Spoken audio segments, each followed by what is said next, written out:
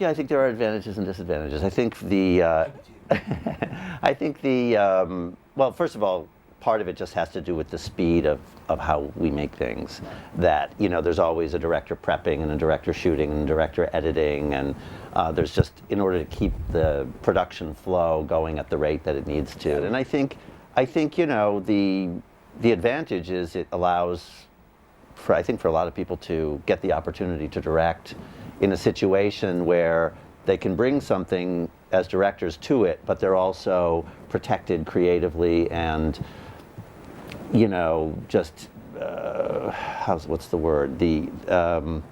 Procedurally, they know, just operationally, they're protected by a crew that knows the show. There's a structure. There's a structure, yeah, that knows how to make the show, and so, you know, you can sometimes say, well, I'd love to do this, and they'll say, oh, that's a great idea, even though we haven't done it before. Or sometimes you'll say, I'd love to do this, and they'll say, here's why that doesn't suit the tone of this show. And so for me too, because I come from the theater like you, and I found it was and I was interested in working on film, but I thought, well, how am I going to learn? And it seemed like the perfect way to learn as I go and say, you know, what is style on film, and how, like, what would my style be, and is it different for everything, and what do lenses do, and all that, and it's a way to sort of say, oh, this show shoots in these kinds of lenses, and this is what it looks like, and this is what the effect is, and this is what the style becomes, and this is how, you know, it affects your staging and acting and all of that. And in a sort of a shorter and more controlled environment, you got to do that rather than being given a film. Right, exactly, which I didn't know if I could handle or would be good at or